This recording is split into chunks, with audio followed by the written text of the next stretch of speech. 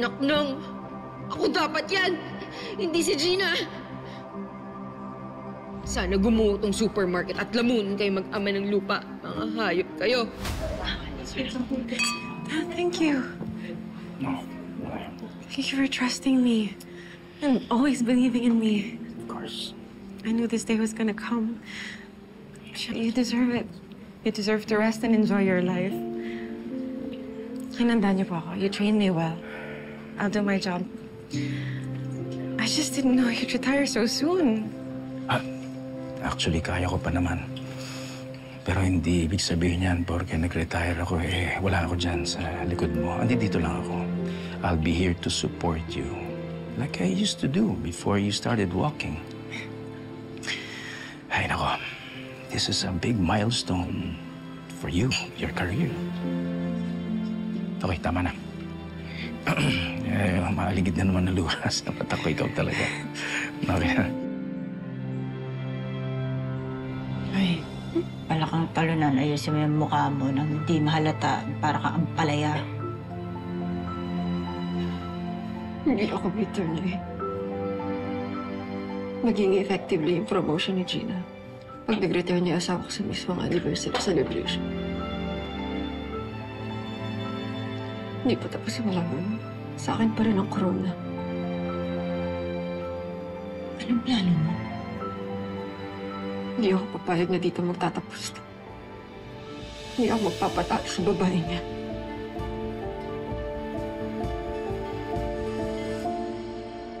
Boss Gina, lahat kami dito, sobrang saya, sobrang proud sa'yo dahil ikaw ang magiging boss namin! Congratulations!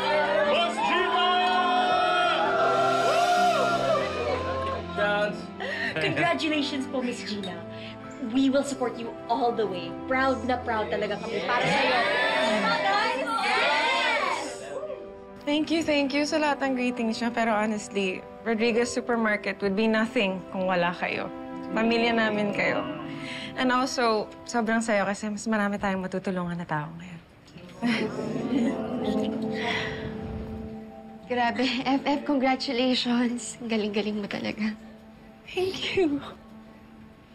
Kuya, palitson ka naman, ha? Ay, oo naman. Sa anniversary na FF, sabay na lang natin sa retirement party. Ay, nako. Pag ikaw naging president na at mas makunat ka pa sa balat ng kalabaw, magrarally ako para ipa-terminate. Mahal ko, nagbunga na lahat ng pinagpaguran mo. Sobrang proud ako sa'yo. Kami ni Mindy. Yeah. We love you.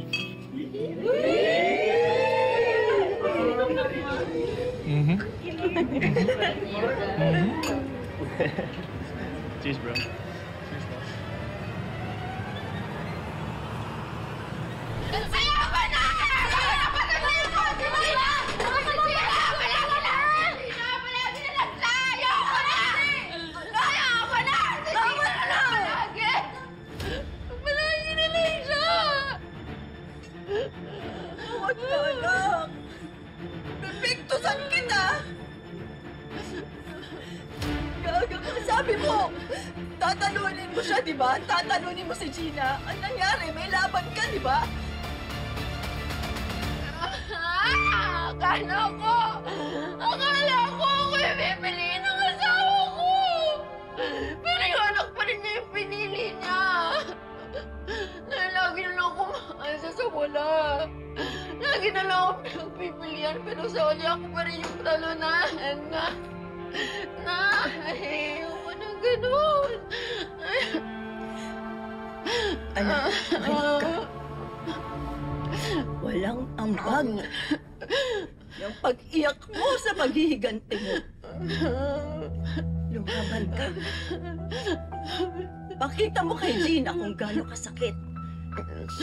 Yung naagawan at masapawan. Ikaw ang asawa.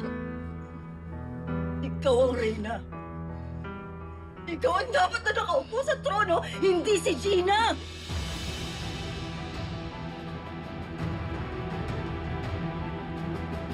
Hindi ako titigil hanggat hindi ko napapamukha kay Robert na mali yung desisyon niyang piliin si Gina.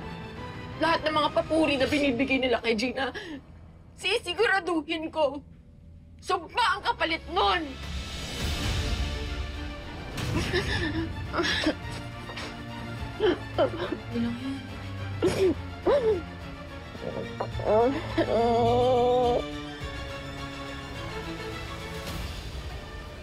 Kulang ang pasasalamat sa congratulatory messages nyo and wishes nyo para sa akin. I promise na pagbubutihan ko lalo ang trabaho ko para sa mga mahal natin sa buhay na umaasa sa negosyo natin. Utang na loob ko to para sa inyong lahat. And para masuklian natin ang kabutihan ng mga suki natin, we're going to give away 20 golden tickets for our 20th anniversary!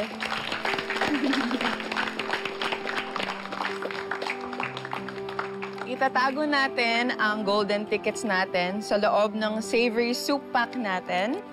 Kapag bumili sila nito and nakuha nila yung golden ticket, they are entitled to shop for 1 minute. Kahit anong hakutin nila for 1 minute, for free yan. Okay? Yes. Mal. Can I borrow? Thank you. Tulungan mo na sila, paprint na natin, ha? Para malagay na natin sa loob. Nasa laptop ko yung file. Okay? Anak, you never stop to amaze me. Naku, click na naman tong idea mo. I love it.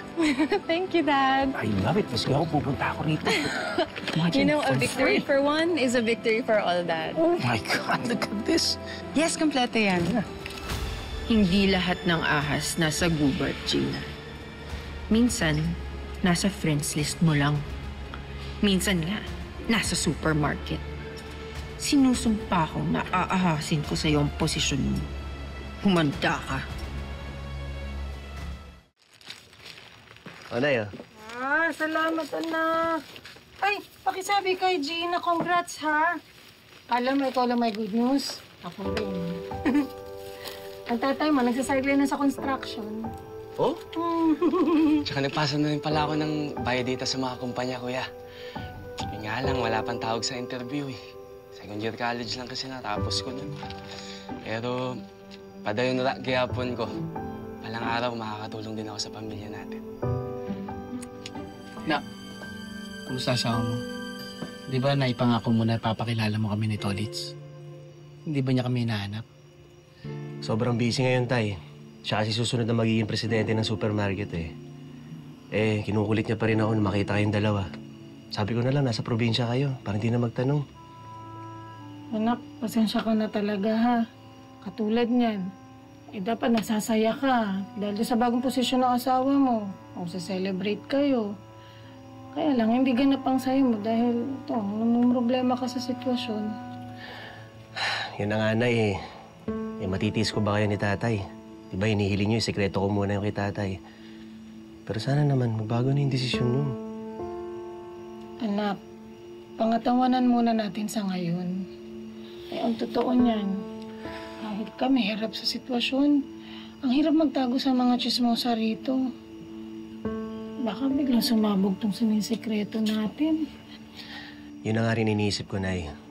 Gusto ko na nga kayong ilipat ng tirahan, eh. Buti na nga lang, hindi na umuwi dito si Betsy, pati yung nanay niya. Pero mag-iingat pa rin kayo. Marami silang kakilala dito, marami silang kasama. Baka yun pa yung maging alas nila para hilahin nila tayo sa impyerno.